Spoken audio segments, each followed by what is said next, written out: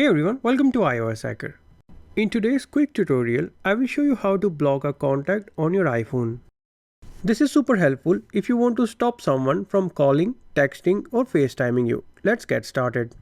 First, open the phone app if the person has called you before, or the Messages app if you want to block someone who has texted you.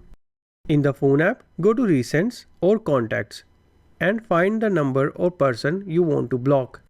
Tap on the name of the contact you want to block. This will open their contact details. If the phone number is not in your contacts list and is in your recent call logs, then you can tap on the Calls tab from the bottom and tap on the I button next to the phone number. Then scroll down and tap on Block Contact button. When asked, confirm by tapping Block Contact. That's it. The contact is now blocked. They won't be able to call, message or FaceTime you anymore. If you want to block a contact or phone number that is texting you, just open the Messages app and open their conversation thread.